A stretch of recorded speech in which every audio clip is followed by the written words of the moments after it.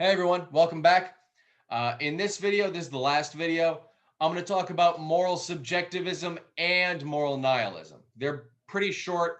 The main things I wanted to talk about this week are relativism and realism. They're the most common views, but moral subjectivism and moral nihilism are both still on the table. So I want to talk about them so that you have the options to think about them and write about them if you want in the weekly assignment. So, moral subjectivism. What is moral subjectivism? Well, as the name implies, moral subjectivism says that morality is subjective. Where here, subjective means that it's purely a matter of opinion. So there are no facts about morality that you can get right or wrong. It's just a difference of opinion. So morality is a lot like saying that you like a movie or that you like a TV show. Another person might disagree with you, but neither of you are right or wrong in any sense. There's no objective fact about whether or not John Wick, the movie, is good. If you like John Wick and your grandmother doesn't like John Wick, all right, neat. But there's no sense in which one of you is getting the facts about John Wick right and one of you is getting the facts about John Wick wrong. You just have different opinions. Neither of you is incorrect about what's really true. You like something, John Wick, you like John Wick, your grandmother doesn't like John Wick. And that's all there is to it. You just have a difference of opinion. There is no fact there. There is no true fact in the world that John Wick is good or John Wick is bad.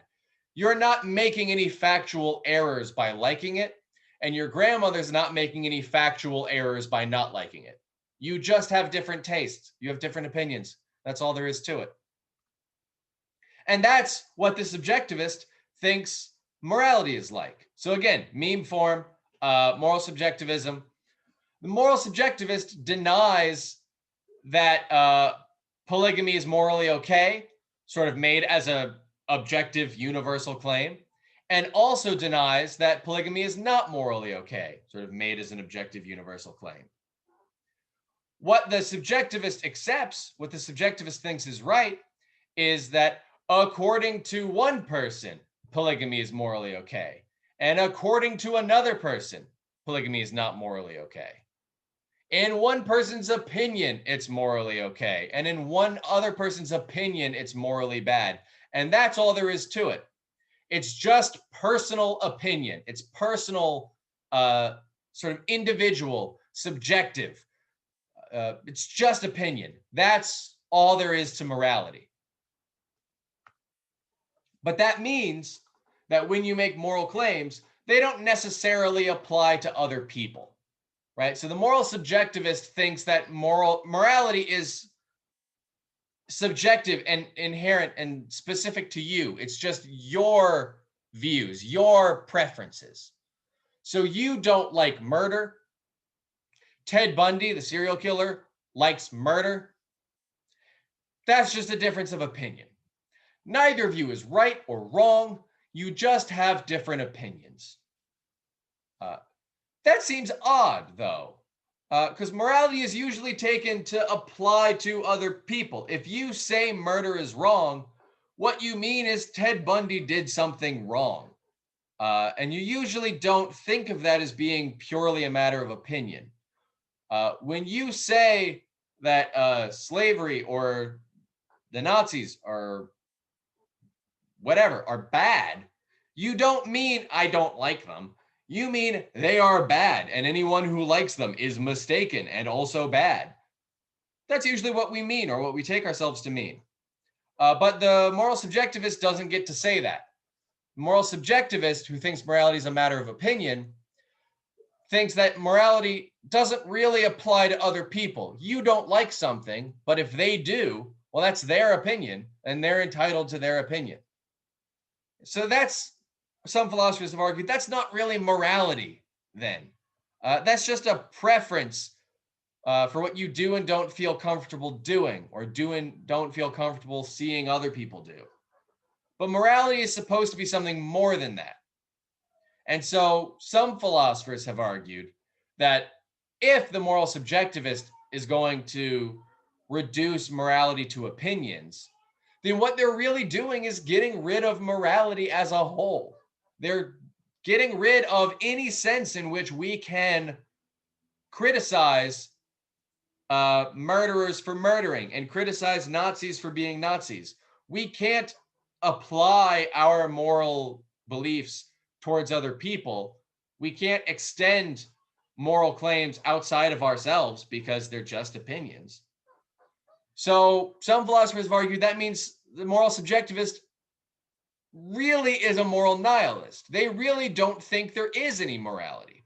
They think people have preferences and feel comfortable or uncomfortable about certain actions, but that's not really morality. So some philosophers have argued that moral subjectivism isn't a real position you can take, because really what you're doing in reducing morality to opinions is getting rid of morality entirely. But if you get rid of morality entirely, then you're not a moral subjectivist. You are a moral nihilist. And that brings us to moral nihilism. So moral nihilism is the view that nothing is right or wrong. Nothing is morally good or bad. There is nothing that you are morally obligated to do or morally forbidden from doing. So there, on this view, there is no such thing as morality. Morality is just an illusion. It's a mistake that we make. We think that some things are good and some things are bad, or some things are morally wrong and some things are morally right. And we're just mistaken about that, according to the moral nihilist. Really, there is no morality in the world. And so morality is not opinions. It's not culture. It's not objective truths in the world. It's nothing. There is nothing. All moral claims are false on the moral nihilist view, because all moral claims say like such and such is good or such and such is bad, or you ought to do X or you shouldn't do Y. And any claim like that is false because there are no facts about what you should or shouldn't do. There's no true claim that starts with you ought to blank. There's just nothing you ought to do or ought not to do.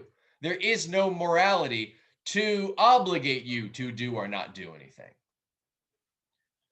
And so one problem for this view is just sort of a harsher version of the problem already faced by the moral relativist and the moral subjectivist, which is, on this view, the sentence, the Nazis did nothing wrong, is literally true on this view. Nothing the Nazis did was wrong is true, according to moral nihilism, because nothing is wrong. There's no such thing as right or wrong. So if nothing is wrong, then that means nothing the Nazis did was wrong. And that seems clearly false. It seems obvious to a lot of people that what the Nazis did was wrong. It was morally wrong. That's putting it lightly. But it looks like if you're a moral nihilist, if you think there's no such thing as morality, then you have to give up that belief. You have to accept that what the Nazis did is no worse than you sitting in a chair, because nothing's right, nothing's wrong. There's no sense in which one action is better or worse than any other action. So that means you have to give up the idea that anything is morally wrong, including things like what the Nazis did and slavery. That seems so clearly morally wrong. So you have to give all of that up to be a moral nihilist. And another problem for this view for moral nihilism is just that we talk in terms of good and bad and right and wrong and should and ought all the time. We use sort of moralist language all the time. It's really hard to stop. So if you're a nihilist, every statement you make using those terms is false. But it's very hard to stop using those terms. It's hard to stop using this sort of moralizing language. It's hard to stop talking in terms of morality. So if you can't give up that language, if you can't stop talking about what's good and bad and right and wrong and what you should or shouldn't do, then it looks like you might not really believe in nihilism after all. So if you're a nihilist, or if you claim to be a nihilist and you still keep saying, well, this is good, this is bad, this is right, this is wrong, you should do this, you shouldn't do this, I shouldn't have done that, all that language is false on the nihilist picture. So if you claim to be a nihilist and you keep saying things like that, then maybe you don't really believe moral nihilism. Maybe deep down, you don't actually believe that it's true. You claim to believe that it's true, maybe. But if you still talk about what we should or shouldn't do, then you don't really believe it's true. Deep down, on some level, you still think that there are moral facts. You think that some things are morally right and morally wrong. We should do some things and we should not do other things. So if you can't believe moral nihilism, well, that's a pretty serious objection to the view, because why would you try to hold a view if you know you can't hold it? We don't even have to argue against moral nihilism then, because no one is actually morally nihilist. That's just not a view anyone has, if it's not possible for us to really believe it. And so that's a weird problem for a view to have, but that is a problem for the view. You may not actually be able to be a moral nihilist deep down. So that's moral subjectivism and moral nihilism. Those are the views, some potential problems for the views. And that's it. This is our last video for the week. So I'm going to finish up here. If you have any questions about any of this, please let me know. Otherwise, I will see you next week.